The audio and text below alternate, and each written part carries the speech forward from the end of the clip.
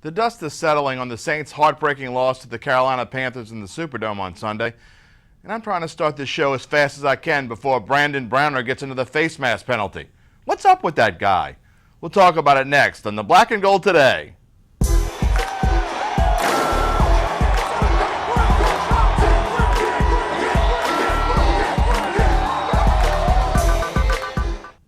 Welcome to the Black and Gold Today, sponsored by Cadillac of New Orleans. I'm your soon-to-be snarky host, Jim Derry. So let's not pull any punches and get right into the heart of the matter.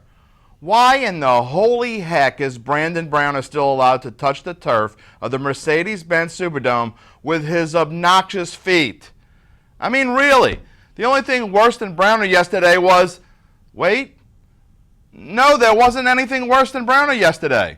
If some rookie off the practice squad plays in Browner's spot, the Saints win. Hell, if my 47-year-old beast butt plays in Browner's spot, they might win. I certainly wouldn't have been able to catch up with anyone to grab a face mask or hold.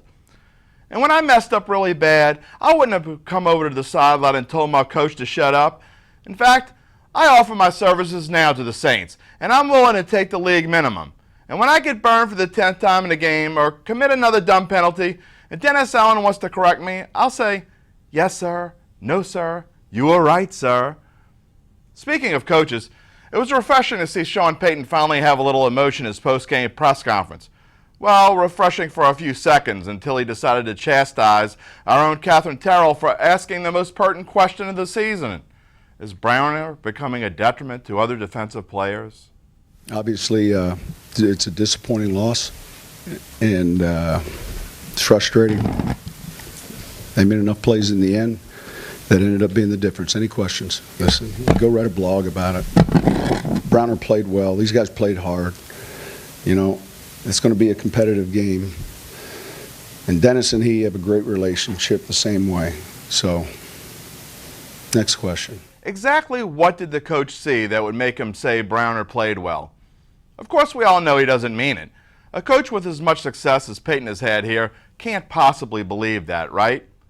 Well, Super Bowl winning tight end Shannon Sharpe tweeted Sunday, "Watching B. Browner, the Saints covered it today. I'm convinced he couldn't cover a twin bed with a king sheet."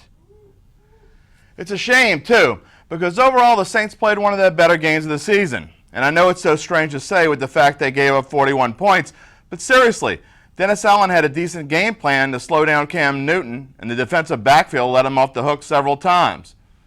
14-0 lead, and the Saints have all the momentum. 2nd and 10 at the Carolina 35. Newton passes incomplete, but Kenny Vaccaro is called for taunting. First down Panthers, and 9 plays later, it's 14-7. First drive of the second half, with the Saints leading 16-13. Browner is called for unnecessary roughness on the first play, which moves the ball from the 24 to the 39. 6 plays later, Browner is called for holding on 3rd and goal, which leads to another touchdown. 20-16 Carolina. On the next drive, Browner loses Devin Funchess on 2nd and goal from the 13, touchdown, 27-16. And finally, after the comeback, with the Saints leading 38-34 late in the fourth quarter, Jarvis Byrd is called for holding on 3rd and 5 from the Carolina 43. It helps to keep a drive going. The Panthers eventually scored the winning TD, and so it goes. Said former NFL coach Brian Billick in a tweet on Sunday, "I can't recall a more atrocious secondary than these Saints. Missed assignments, horrible technique, slow, bad angles, complete gut job." And it all starts with number 39. Although his coach thinks he's doing a good job. We'll be right back with Monday's Extra Point. What's one of the nicest things that comes with your new Cadillac from Cadillac of New Orleans? 0% interest. Get 0% interest on all new Cadillacs, now at Cadillac of New Orleans. New owners, new attitude, on Lime Street in Rye in Metairie. No reason to make you feel happy now, right? For today's Extra Point, let's go back in time, 35 years ago today, to December 7th, 1980. The secondary wasn't much better back then, as the team was finishing out a 1-15 season. But as they were 0-13, it was the second NFL season for Joe Montana, and the 49ers hosted the Black and Gold in Week 14. The Saints jumped out to a 35-7 halftime lead, and the losing streak was over, right? Come on, you know it wasn't. Let's take a look. Batting, tear it out again. Good protection. it, the pump fake. He's got Ike Harris. Touchdown. They operate from the slot on 3rd down and 8. Manning looks over the middle. Harris fell down. Now gets back up, goes into the corner of the end zone. Henry Childs, touchdown. 5-14. Jack Holmes got the touchdown. New Orleans Charger picked up in mid-season. The 49ers in close. And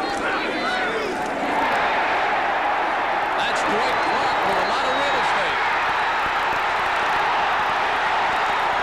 That's Freddie Solomon with a block. And that's a San Francisco touchdown. Left to go. Look out. Blitz from the left side. Joe Montana goes to Freddie Solomon. Touchdown, San Francisco. No flags. Donnie Woods. Linville Elliott. Touchdown, San Francisco. Crowd will tell you. It's perfect. 7:20 in overtime. A 26-yard, make it a 36-yard field goal by Ray Wersching.